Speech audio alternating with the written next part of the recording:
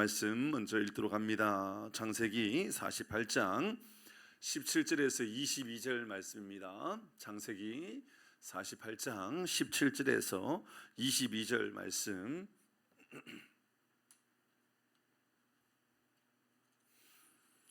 우리 함께 교독에서 읽도록 합니다. 17절 제가 먼저 읽습니다. 요셉이 그 아버지가 오른손을 에브라임의 머리에 얹은 것을 보고 기뻐하지 아니하여 아버지의 손을 들어 에브라임의 머리에서 므낫세의 머리로 옮기고자 하여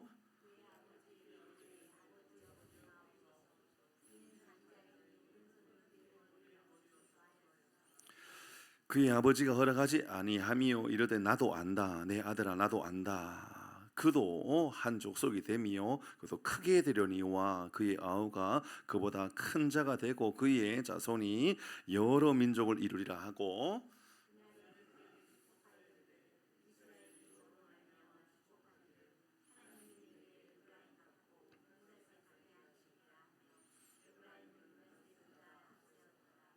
이스라엘이 요셉에게 또 이르되 나는 죽으나 하나님이 너희와 함께 계시사 너희를 인도하여 너희 조상의 땅으로 돌아가게 하시려니와 22절입니다. 내가 내게 내 형제보다 세겜 땅을 더 주었나니 이는 내가 내 칼과 활로 아모리 족속의 손에서 빼앗은 것이니라. 아멘. 나의 믿음의 기초는 무엇인가? 나의 믿음은 무엇을 기초로 하는가? 우리의 믿음이 무엇인가를 돌아보고자 합니다. 오늘 말씀에 보면 야곱의 손이 엇바꾸어서 얹어 있는 것을 보면서 요셉이 불편해하는 내색을 합니다. 성경이 굉장히 이 말씀을 보면 언어를 순화하고 있구나 이런 생각이 들어요. 사실 원어에 보면 요셉이 분노하고 있어요. 여러분 성경을 읽다가 요셉이 분노하는 장면을 본 일이 없죠. 요셉이 분노하던가요? 요셉이 감옥에 갇혔을 때 분노하던가요? 요셉이 형들에게 팔려왔을 때 분노하던가요? 요셉이 어려움을 당하고 힘든 일을 당하였을 때 분노하던 일을 본 일이 있나요? 근데 오늘 본문의 말씀에 보면 묘하게 분노하고 있는 것 같지 않는 분위기, 말이 이상한가요? 말을 순화하려고 애를 쓴 거예요. 근데 실제로 오늘 그렇지 않아요. 굉장히 화가 나 있어요. 요셉이 화가 나 있어요. 저는 그래서 여러분 제가 이 창세기 묵상하면서 요셉을 보면서 어떤 이들이 예수님의 모형과 같고 그림자와 같은 모습을 많이 보여준다. 일부분은 동의합니다. 일부분. 근데 일부분만 동의한다라는 것을 가지고 예수님의 모형이다 이렇게 말하면 안 돼요. 여러분 우리 가운데는 예수님의 그 그림자나 예수님의 그 향기나 형상이나 이런 게 아예 없을까요? 0.1%나도 조금이라도 있을까요? 대답 잘 하셔야 돼요. 네. 한번 생각해 보십시다. 그래도 우리 교회에 나온 지 아주 오래되지는 않았지만 우리 정태현 성도님 여기 계시는데 정태현 성도님 볼 때 여러분 예수님 닮은 곳은 0.001%도 없다 입니까? 아니면 조금이라도 있다? 어디 쪽에 여러분 표를 던질 수 있겠습니까? 말 잘 하셔야 됩니다. 있겠어요? 없겠어요? 있지요. 없으면 그게 더 이상한 겁니다. 예수님을 닮은 구석이 다 있는 겁니다. 그죠? 다 있어요. 장로님이라고 없지 않지요? 있지요. 저라도 있겠지요. 여러분이 제 아내한테 물어봐도 있다고 말해줄 거예요. 제 아내도 안 하려나? 여러분 다 있단 말입니다. 조금이라도 있어요. 그러니까 요셉도 예수님을 닮은 부분이 있지만 요셉을 두고 예수님의 그림자 아니 예수님의 모형이라고 말하기에는 뭔가 석연치 않는 부분이 제가 볼 때는 적어도 제가 볼 때 제가 분석하고 제가 묵상할 때는 부족함이 있다. 그렇게 말하기는 너무 어렵다. 어떤 성적인 어떤 유혹을 당하거나 이런 거 아니잖아요 예수님에게. 그런데 요셉에게는 있었죠, 그죠? 있었죠. 그런 장면들, 옷이 찢겨지거나 빼앗기 그런 것은 또 그럴 수도 있지만, 근데 오늘 본문의 말씀을 잘 보십시다. 잘 하나하나 여러분 주목해서 보셔야 됩니다. 17절 18절을 먼저 읽어보겠습니다. 17절 18절 시작. 요셉이 그 아버지의 오른손을 에브라임의 머리에 얹은 것을 보고 기뻐하지 아니하여 아버지의 손을 들어 에브라임의 머리에서 므낫세의 머리로 옮기고자 하여 18절입니다. 그의 아버지께 이르되 아버지여 그리 마옵소서 이는 장자이니 오른손을 그의 머리에 얹으소서 하였으나. 여러분 잘 보십시다. 여러분 여기서 우리가 묵상해야 될 아주 중요한 고백이 있어요. 뭐냐면 요셉은 자신의 약점이 드러날 때에 견딜 수 없어서 그 약점으로 인하여 분노하는 모습을 보게 됩니다. 여러분 우리도 약한 부분이 있다 없다? 있다는 걸 인정해야 돼요. 내 부족함을 인정해야 돼요. 그럼 그거 건들면 폭발하는 경우들도 있어요. 그거 건들면 나의 모든 자존심을 건든 것처럼 그렇게 여길 수가 있단 말입니다. 여러분 오늘 말씀에 보면 기뻐하지 아니했다 했는데요, 원래 원어에 들어가 보면 기뻐하지 아니했다가 아니라 분노했다 이런 쪽으로 얘기돼요. 화를 냈다는 거. 누구에게 화를 냈다고요? 아버지한테요. 아버지한테. 평생 어렸을 때 떠나고 나서 평생 아버지의 사랑을 독차지하고 살았잖아요. 맞죠? 아버지의 온 사랑을 독차지하고 살았던 게 요셉이었단 말입니다. 그래서 다른 형들에게는 여러분 입어보지 못했던 여러분 채색 옷을 입고 살았잖아요. 다른 형들에게는 없었던 사랑, 특별한 사랑을 받고 살았잖아요. 그래서 여러분 요셉은 가장 사랑받는, 아버지가 가장 사랑받는 아들이었다. 동의되죠? 그런데 아버지한테 지금 뭐 하고 있다고요? 기뻐하지 아니했다가 아니에요. 화를 내고 있어요. 아버지한테. 그 화를 내고 있는 장면이 어떤 장면이냐? 말씀을 보면 아버지의 손을 뭐 해요? 들었다고요. 아버지의 손을 두 손으로 싹 들었을까요? 어땠을 것 같아요? 아버지의 손을 확 움켜쥔 거예요. 그러면서 확 들어가지고 아버지 지금 뭐합니까? 지금 화를 내고 있는 거예요. 이해가 되지요? 이 장면 그런 장면이에요. 아버지 왜 둘째한테 오른손이가 있습니까? 첫째한테 아버지 축복해야죠. 왜 둘째한테 축복합니까? 이렇게 화를 내고 있는 거예요. 그것으로 끝나지 않아요. 그러면서 하는 이야기입니다.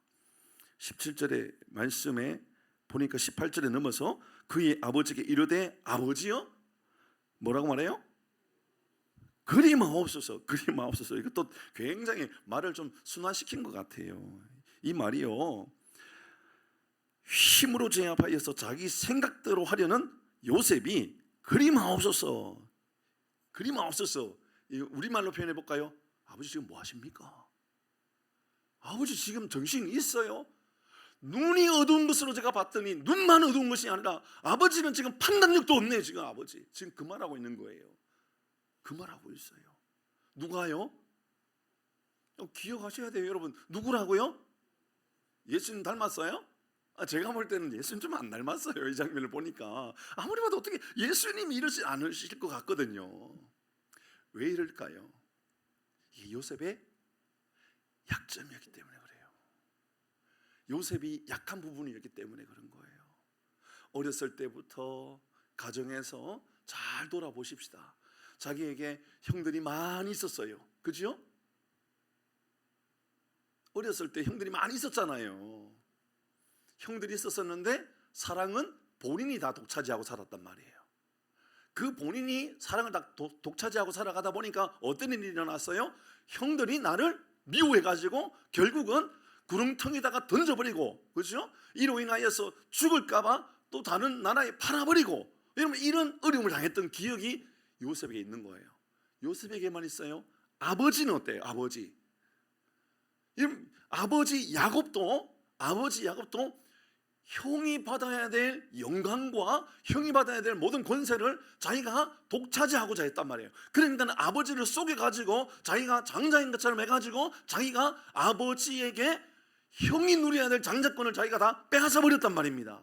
그러니까 그런 모든 상처들이 본인에게 있는 거예요. 아버지를 보니까 아버지가 평생 도망자의 삶을 살아갔거든. 아버지 어렸을 때부터, 여러분 어렸을 때 라반 외삼촌 집에서 고생해도 외삼촌은 끝까지 라반이 이 야곱을 속이고, 그죠? 그런 인생을 살았잖아요. 그런데 그렇게 살아오다가 이제 이 라반을 통하여서 라반의 집에서 이제 자기가 출생되어지고 나머지 이 라헬을 통하여 본인이 태어나고 나머지 형들 그 모든 형들에게 미움을 받으면서 고탕을 당했던 그 모든 순간들을 보니까 지금 잘 기억하셔야 돼요. 요셉이 볼 때에 아버지가 므낫세에게 오른손을 얹어야 되고 왼쪽에 에브라임에 얹어야 되는데 요셉은 지금 그렇게 앉혀놓았단 말입니다. 내 앞에 그렇게 축복하라고. 그런데 손을 엇바꾸어서 올렸단 말입니다. 이 모습을 보니까는 갑자기 내 내면에 있는 모든 것이 확 올라오는 거예요. 내가 이게 도대체 뭐야 이게. 내가 어떤 어려움을 당하고 살았는데, 내가 어떤 고난을 당하고, 아버지가 그 고난을 당했던 거 아버지 다 알고 있으면서 왜 지금 이 모습을 하고 있는지 모르겠다고. 사랑하는 교회 여러분, 우리는 언제 시험을 드느냐 하면 잘 돌아보면 나의 연약함이 드러날 때예요. 맞죠? 맞지 않나요? 나의 연약함이 드러날 때, 나의 부족함이 드러날 때 우리는 이렇게 우리의 숨겨놓았던, 감추려고 노력했던 모든 것들이 다 드러나게 되어 있다 그 말입니다. 그러니 잘 생각해 보면 요셉이 이렇게 화가 난 것은 아마도 요셉의 약점을 아버지가 드러내고 있는 것 같아요. 그러니까 이 므낫세와 이 에브라임을 통하여서 어쩌면 그들을 축복하는 것을 뛰어넘어 요셉의 내면의 연약함까지도 하나님께서 치유하기를 원하시는 것 같아요. 사랑하는 교회 여러분, 여러분의 연약함이 연약함 그대로 두고 살지 마시고 하나님께서 우리의 연약함을 어루만져 주심으로 말미암아 새로워지는 은혜가 있기를 바랍니다. 오늘 이 밤에 우리 그런 믿음의 고백을 가지고 하나님께 나갔어요. 하나님, 나에도 연약함이 있어요. 이런 목회자라고 연약함이 없습니까? 여러분 드러나지 않았을 뿐이지 저도 연약함이 있죠. 열심히 애를 쓰고 수고하려고 그래도요, 여러분 다 숨기고 살아가는 그런 모습들이 왜 없겠습니까?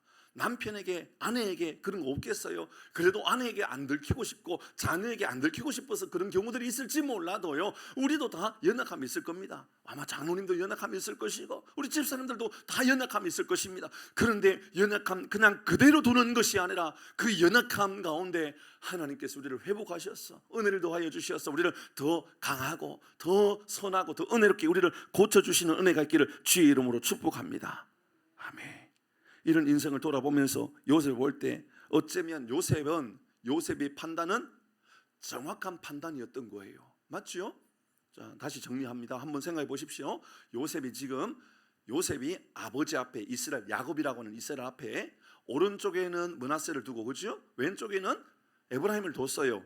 그리고 아버지, 형 장자에게 오른손을 얹으시고 차남인 에브라임에게 왼손을 얹는 것이 옳습니다. 자, 요셉의 판단은 맞나요? 틀리나요? 요셉이 그렇게 앉혀놓고 그렇게 축복해야 합니다라고 아버지에게 말한 건 바른 건가요? 잘못된 건가요? 어려워요? 그거 어려울 게 하나도 없어요. 그건 상식입니다. 상식. 그죠? 다 그렇게 하거든요. 아니 요즘은 좀 문화가 많이 바뀌어서 좀 바뀌어졌기 때문에 또 다르게 보고 그러나요? 모르겠어요. 근데요, 자녀들이 많으면 첫째를 향한 사랑이 조금 더 많이 가져지게 될 수도 있지요, 그죠? 그런 문화잖아요. 아니 우리 대부분이 한 분이 너무 많아요. 자녀 한 분인 분들이 우리 교회에 너무 많은 것 같아요. 그래도 몇 명, 우리 김순자 권사님 자녀가 여러 명 있지만 첫째를 바라보는 마음은 둘째나 셋째보다 좀 애틋한 마음이 있나요? 없나요? 있지요, 그죠? 아니 예전에 말씀드렸잖아요. 우리 집도 그랬다고요. 저희 집에는, 그러니까 저희 아내하고는 좀 이게 조금 이 비유의 대상이 될 수 없어요. 저희 아내는 너무 가난한 집에 살았고 우리는 좀 덜 가난한 집에 살았거든요. 그 집이 그 집인데, 딸이 많은 집인데, 그러니까 뭐 차별할 게 없어요. 왜냐하면 다 가난했기 때문에. 우리 집 사람은 그러는 것 같아요. 예? 부자예요, 권사님은? 예. 돈은 없지만 딸은 부자였대요. 딸 많은 부자였대요. 예, 그런 것 같네요. 근데 우리 집은 다 조금 낫지도 않아요. 사실 가난해요. 근데 그러니까 저에게는 위에 형 있고 밑에 동생 있단 말이에요. 삼형제란 말이에요. 부모가 이게 우리 형님은 영상을 보지 않을 거예요. 어머님은 볼 수도 있겠지만, 그러니까 형님은 보지 않을 거기 때문에 그 삼형제 중에 형님이 있고 제가 있고 동생이 있고 그 문제를 조금이라도 더 문제를 심각하게 문제를 일으킨 건 아니니까 오해하시면 안 돼요. 삼형제 가운데 그래도 말을 제일 안 듣는 그 아들이 있었었는데 누굴까요? 둘째는 아니에요. 둘째는 지금 여기 있잖아요. 둘째는 아니에요. 둘째는 사고치고 그런 일이 있었지만 빨리 회개하고 돌아섰어요. 크가면서 성장하면서 가장 사고친 건 첫째였단 말이에요. 첫째. 그런데 온 사랑은 첫째가 다 받고 있었어요. 결혼할 때 유일하게 집을 사준 건 첫째 아들이었어요. 영상 안 볼 거니까 괜찮아요. 첫째에게는 집을 사줬었어요. 우리는 집을 사줄 수 있는 엄두가 안 나는 집이었었어요. 물론 뭐 처갓집에서도 또 좀 도와주지 않았겠는가 뭐 그런 생각을 해보게 되지만 어쨌든 그랬단 말이에요. 제가 그것도 말씀드렸었잖아요 전에. 그러니까 이제 형님이 이제 명절에 그 약밥 준비해 놨는데 약밥 내가 먹으려고 그러니까는 그 문제만 자꾸 일으키고 부모님의 근심거리였던 형님 줘야 된다고 제가 약밥 먹는 걸 막 먹으라 그랬던 거, 그게 제 마음 안에 막 이게 상처까지는 아니지만 그거 마음에 두게 된단 말이죠. 잘 보시시오. 이러면 첫째는요 다 애틋합니다. 첫째를 향한 마음은요 우리에게도 다 누구나 다 지극한 마음이 갈 수 있는 거예요. 그러니까는 이 요셉이 볼 때 머나세를 오른쪽에 두고 에브라임을 왼쪽에다 두고 아버지 이렇게 축복하는 게 맞아요. 이건 당연한 거예요. 지금까지 배운 것도 맞고요. 그렇게 하는 것도 여러분 역사적으로나 습관 관습적으로나 문화적으로나 이런 그런 경험적으로나 다 그렇게 해왔다라는 거예요. 맞죠? 그죠? 다 그렇게 해왔어요. 그런데 아버지 야곱도 그런 상처가 있었음에도 불구하고 아버지가 말입니다. 아버지 그런 상처가 있었고 그리고 그 아들 요셉도 그런 아픔이 있었었는데 아버지가 손을 엇갈려 놓는 거예요. 엇갈려서 축복하려고 그런 거예요. 그럼 그냥 둬야 됩니까? 막아야 됩니까? 여러분 상식적으로 보면요 요셉은 맞는 행동을 한 거예요. 분명히 올바른 행동을 한 거예요. 바른 행동을 한 거예요. 바로 여기에서 우리가 이제 아주 중요한 숙제가 나오는 거예요. 여러분 때로는 우리는 올바른 말을 하고 올바른 행동을 하고 올바른 가치관을 가지고 있고 올바른 우리가 결정을 했기 때문에 나는 무죄하다, 나는 문제가 없다, 아니라니까요. 그게 중요한 거예요. 여러분 내가 바른 생각을 가지고 있으니까 나는 의로운 사람입니까? 나는 바른 말을 했으니까 의로운 사람입니까? 제가 설교를 하는데 바른 말을 하죠. 그럼 거짓말을 하겠어요? 그럼 저는 의로운 사람입니까? 저는 죄가 없는 사람입니까? 여기에 우리가요 큰 시험에 빠지게 된단 말이에요. 내 경험이 옳다라고 여기거든요. 내가 배운 게 옳다라고 여긴단 말이에요. 그러니까 요셉의 이런 행동에 대하여 야곱을 보십시다. 야곱이요 엄청난 말을 하는 거예요. 그러니까 첫 번째 우리는 나의 연약함을 인정할 수 있어야 된다라는 것을 묵상하고요. 두 번째 이 말씀 묵상하기 전에 바울도 자신의 연약함에 대해서 그렇게 이야기하는 사람 아니었습니까? 로마서 7장 23절 말씀 같이 읽어봅니다. 시작. 내 지체 속에 다른 법이 다른 마음의 법과 싸워 내 지체 속에 있는 죄의 법으로 나를 사로잡는 것을 버렸노다. 내 안에 두 법이 있단 말이에요. 하나는 마음의 법이 있고 또 하나는 육체의 지체의 법이 있어요. 이 끊임없이 싸운단 말이죠. 이 싸움에 있을 때 24절 같이 읽어봅니다. 시작. 오라 나는 곤고한 사람이로다. 이 사망의 몸에서 누가 나를, 여러분 이게요 구원받은 사람에게 있어서도요 똑같이 나타나는 현상이에요. 뭐냐면 내가 이렇게 연약한 사람이구나, 이렇게 부족한 사람이구나. 사랑하는 교회 여러분, 나의 부족함을 아는 것, 나의 부족함을 깨닫는 건 하나님께서 우리에게 주시는 복으로 여길 수 있기를 바랍니다. 아멘. 복으로 여겨야 돼요. 그러니까 바울이 고린도전서 15장 10절에 모든 것 다 하나님의 은혜라고 말하지 않습니까? 같이 합니다. 15장 10절입니다. 시작. 그러나 내가 나된 것은 다 하나님의 은혜로 하나님의 은혜로 된 것이니 내게 시작 내게 주신 그의 은혜가 헛되지 아니하여 내가 모든 사도보다 더 많이 수고하였으나 내가 한 것이 아니요 오직 내가 얼마나 더 수고하고 얼마나 헌신하고 얼마나 영향력을 가지고 있는 그게 중요한 것이 아니라 그때 하나님께서 내게 베풀어 주신 은혜 때문에 내가 살고 있고 은혜 때문에 내가 오늘 이 시간에 이 밤에도 주님 앞에 나올 수 있었다. 이런 믿음의 고백이 우리 가운데 있기를 바랍니다. 이것이 우리의 연약함을 인정하는 신앙의 이야기예요. 그렇게 고백할 때 여러분 다름이 아닙니다. 틀린 것처럼 보여지는 아버지, 틀린 것처럼 보여지는 아버지의 말을 들어보십시다. 야곱이 지금 뭐라고 이스라엘이 뭐라고 말합니까? 오늘 19절 20절입니다. 먼저 천천히 19절 읽습니다. 시작 그의 아버지가 허락하지 아니하며 이르되 나도 안다 내 아들아 나도 안다 그도 한 족속이 되며 그도 크게 되려니와 그의 아우가 그보다 큰 자가 되고 그의 자손이 여러 민족을 이루리라 하고 20절 시작 그날에 그들에게 축복하여 이르되 이스라엘이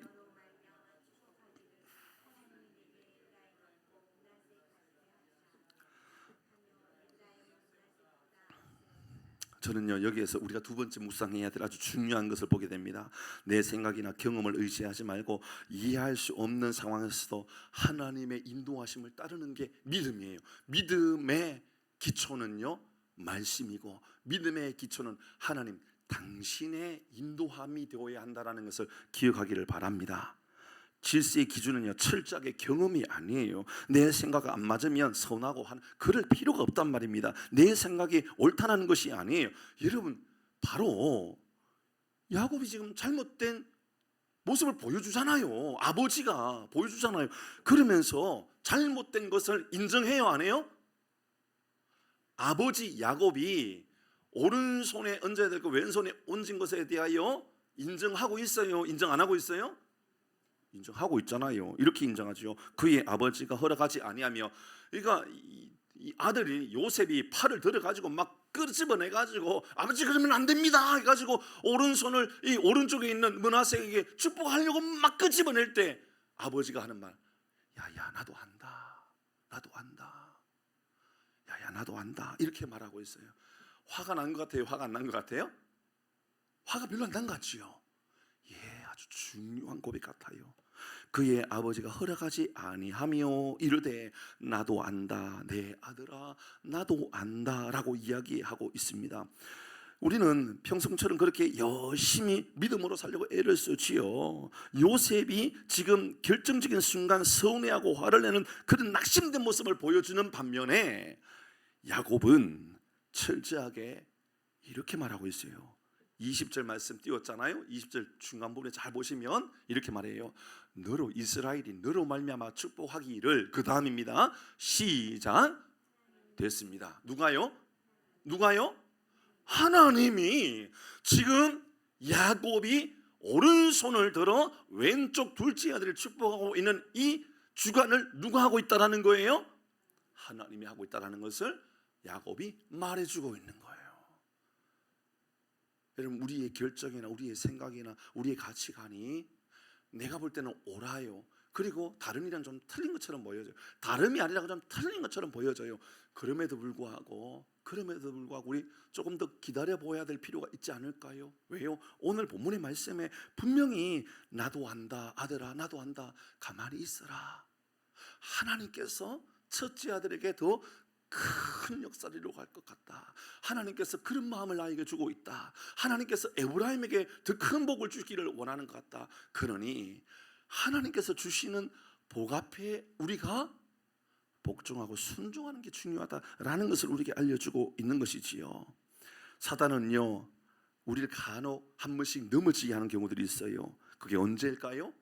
하나님의 말씀이 우리에게 주어지는데 내 경험이나 내 가치하고 좀 다른 일들이 일어날 때 굉장히 당황스러워요. 하나님 어떻게 그런 일이 일어납니까? 라는 마음이 들 때가 저도 있거든요. 우리의 삶의 기준이 철저하게 우리의 경험이고 철저하게 우리의 상식이고 우리의 생애고 이렇게 그럴 때마다 우리가 막 넘어지는 거예요. 이게 왜 하나님 어떻게 이럴 수가 있습니까? 사랑하는 교회 여러분, 그 가운데 하나님께서 위로하시고 회복하시고 하나님의 질서가 세워지는 놀라운 일을 있기를 주의 이름으로 축복합니다. 간혹은 우리나라에 전쟁이 일어나고 뭐 다툼이 일어나고 그럴 때마다 한 목회자로서도요, 참, 왜 이런 일이 일어나나. 때로는 한 목회자가 세상에 좀 좋지 못한 그런 모습으로 비춰질 때 저도 너무 속이 상하고 화가 나가지고 그 매스컴에다가 막 글을 남겨요. 당신은 목사를 하지 말아야 될 사람이 아니라 다시 신앙을 돌아봐야 될 사람이라고, 당신의 부르심을 다시 점검하라고, 막 그런 마음으로 제가 막 글을 남길 때가 있어요. 너무 화가 나니까 그런 거예요. 우리 모두도 그럴 때가 있을 거예요. 저는 그때마다 하나님께 그렇게 기도해 보는 거예요. 하나님, 그 가운데 하나님께서 우리에게 원하시는 바가 뭡니까? 저는 그렇게 기도해요. 그래서 하나님께서 나에게 너도 정신 못 차리면 똑같다라는 것을 말씀하고 있구나. 아닐까요? 우리도요, 하나님 앞에 정신 바짝 차리지 않으면 목회자에게 그런 거예요. 여러분, 목회자의 윤리나 여러분 이 거룩함을 지키기 위한 이 질서들은요, 본인 스스로 끊임없이 싸우면서 노력해가지고 지키지 않는 이상은 해결할 길이 없는 거 아시죠? 맞죠, 그죠? 없습니다. 실제로 없는 거예요. 누가 도와준다고요? 도와준다고 그게 가능합니까? 아니거든요. 여러분, 선한 것들보다도요, 악한 것들을 더 숨기는 게 훨씬 더 쉬운 것도 아시지요? 여러분, 실제로 그렇거든요. 목회자가 악해질 수도 있고 목회자가 잘못될 수도 있어요. 그래, 여러분 끊임없이 저를 도와주는 건 기도하면서 하나님 앞에 바른 목회자가 되게 해달라고 기도해 주셔야 돼요. 저도 연약할 수가 있으니까 그럴 때마다 오늘 본문의 말씀은 저는 이렇게 기도하면서 적용하는 거예요. 하나님, 저도 이해할 수 없는 장면이 바로 이런 장면입니다. 요셉은 옳아요. 다 맞아요. 야곱은 틀린 것 같아요. 잘못된 것 같아요. 근데 하나님 말씀해요. 하나님께서 내가 야곱을 통하여 하나님께서 주시는 하나님의 질서를 세우기를 원한다. 그럼 우리 할 말이 없거든요. 하나님께서 그렇게 하시겠다 그러는데, 사랑하는 교회 여러분, 우리의 믿음의 기초가 우리의 경험이나 상식이나 우리의 사회의 질서가 아니라 하나님의 말씀이 되고 하나님의 행하시는 은혜가 우리의 삶의 믿음의 기초가 되기를 주의 이름으로 축복합니다. 이스라엘의 축복의 핵심은 잘 기억하세요. 이스라엘의 야곱의 축복의 핵심은 오른손에 있느냐 왼손에 있느냐가 아니지요. 오늘 본문의 말씀 보니까 아닌 거예요. 그 문제가 아니었다는 거예요. 첫째냐 둘째냐 그게 아니었다는 말이죠. 핵심이 되는 것은 이 20절 중간에 나오는 이 말이었죠. 하나님이 내게 에브라임 같고 므낫세 같게 하시기를 원하며, 이 말 안에 보니까 에브라임이 므낫세보다도 다 앞세웠다 이렇게 말씀하죠. 그런데 그러면 므낫세를 하나님께서 멸시하고 천대하느냐? 그게 아니거든요. 모든 복의 주재권이 하나님에게 있다라는 것을 이런 므낫세와 에브라임을 통하여서, 특별히 이 요셉의 두 아들을 통해서 하나님이 알려주고자 하셨던 바라는 것입니다. 살아가는 교회 여러분, 우리의 축복 다 잘 될 거야. 다 건강해질 거야. 하나님의 우리에게 주시는 축복 다 하는 일들마다 성공할 거야. 이게 축복이 아니라 하나님이 주시는 말씀이 깨달아지고 하나님께서 주시는 말씀대로 내가 행하고 살아갈 수 있는 이런 믿음의 결단이 있는 것, 이게 진정한 하나님께서 주시는 축복인 줄 믿으시길 바랍니다. 이게 복이죠. 마지막 한 가지만 더 생각해 보도록 하십시다. 21절 22절 말씀인데요, 명료하고 진리의 약속을 믿고 순응하는 것, 명료하고 진리의 이 약속을 믿고 순응하는 것, 따라가는 것, 이게 진짜 복이라는 것을 알려줘요. 자, 21절 22절 말씀입니다. 같이 읽어봅니다. 21절 22절입니다. 시작. 이스라엘이 요셉에게 또 이르되 나는 죽으나,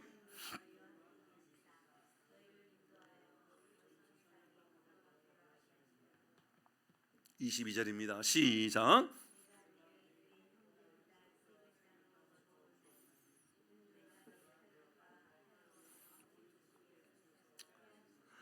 아멘.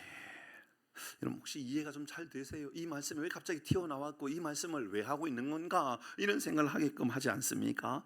먼저 이 말씀을 이해해요. 야곱이 이스라엘의 아들에게 요셉에게 하는 말이, 축복하는 가운데 하는 말이, 이스라엘이 요셉에게 또 이르되, 야곱이 요셉에게 하는 말이에요. 나는 죽으나. 여러분, 이게 우리의 인생의 모든 명료한 진리입니다. 그죠? 명료한 진리예요. 나는 죽으나. 여러분, 먼저 기억해야 될 것이에요. 우리의 경험은 영원할 수 있다 없다? 그 뭐라고 있는 거야? 나는 죽어나. 너도 죽는단다. 나도 죽는단다.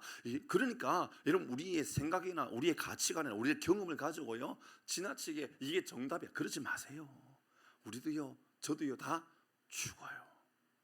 저도요 설교를 하다가 설교 묵상했는데 적용했는데 잘못 적용할 수가 있어요. 그러면 저는 모르는 척 지나가지 않고요 꼭 기억하세요. 혹시나 뭐 그런 문제가 있으면 저에게 말씀하세요. 그러면 제가 그게 성경을 읽고 잘못됐으면 고쳐서 꼭 여러분에게 말씀드릴게요. 그게 맞죠, 그죠?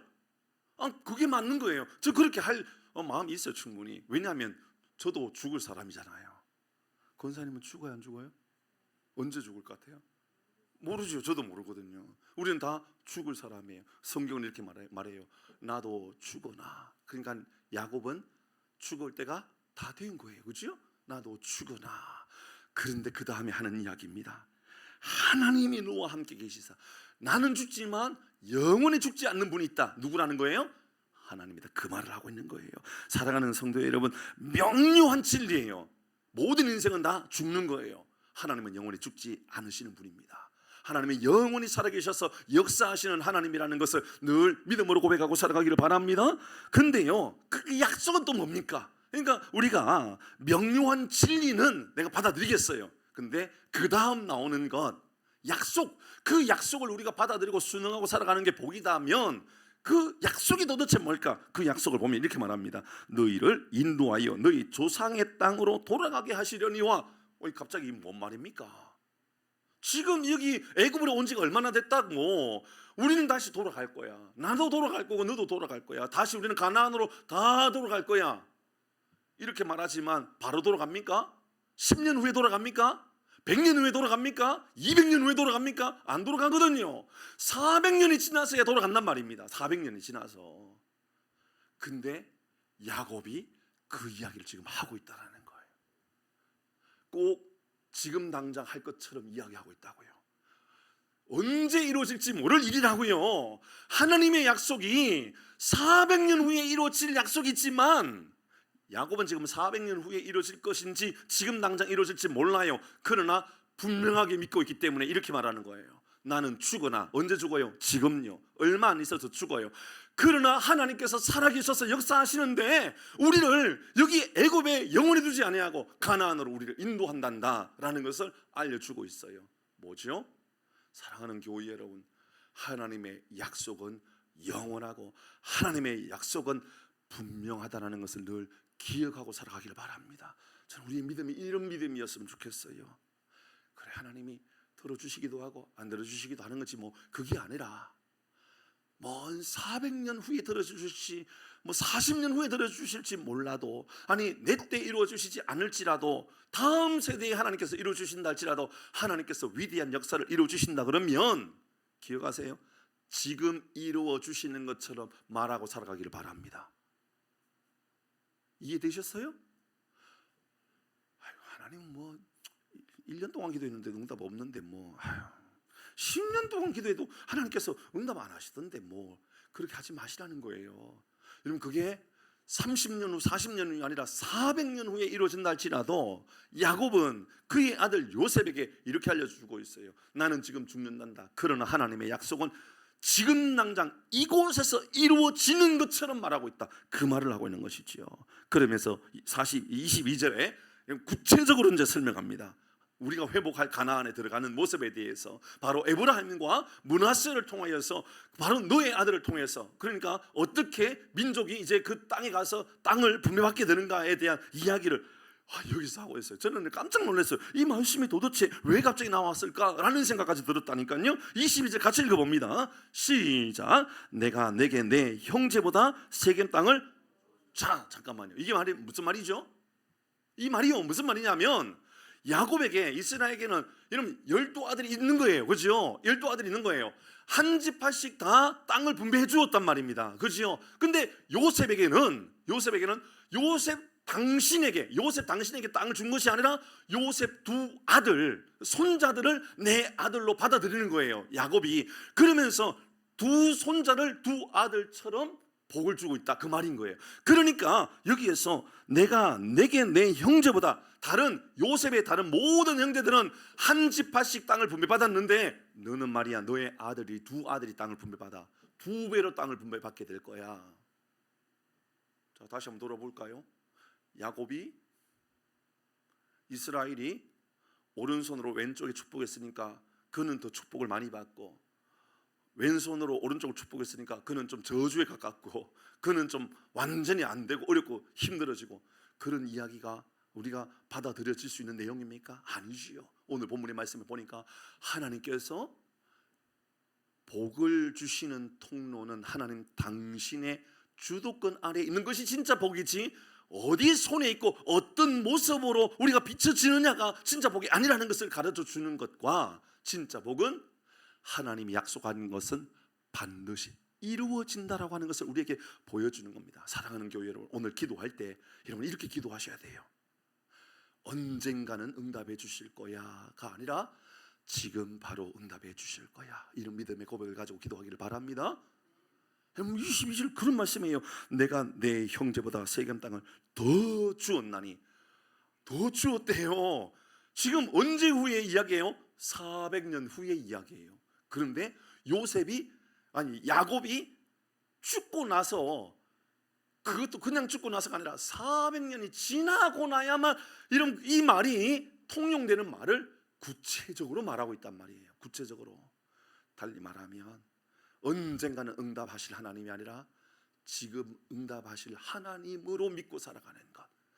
사랑하는 교회 여러분, 여러분의 기도의 제목이 무엇입니까? 여러분의 상식에, 여러분의 경험에 의한 믿음으로 기도하지 마시고 절대적인 하나님의 도우심을 힘입고 기도하는 밤이 되기를 바랍니다. 믿음의 기도란 400년 후에 언젠가는 응답해 주실 거야가 기도의 제목이 아니라 지금 여기에 나와 함께 하시는 하나님이 응답해 주실 거야, 이런 믿음의 고백을 가지고 상식을 뛰어넘어 하나님의 기적이 드러나는 노란 삶을 살아가는 우리 모든 교회들 되기를 주 이름으로 축복합니다. 로마서 4장 읽고 마칩니다. 20절 21절입니다. 로마서 4장 20절 21절 같이 합니다. 시작. 믿음이 없어 하나님의 약속을 의심하지 않고 믿음으로 견고하여져서 하나님께 영광을 돌리며, 21절입니다. 약속하신 것을 또한 능히 이루실 줄을, 이것이 믿음이에요. 같이 찬양하도록 하십시다. 나는 믿노라. 우리 같이 찬양할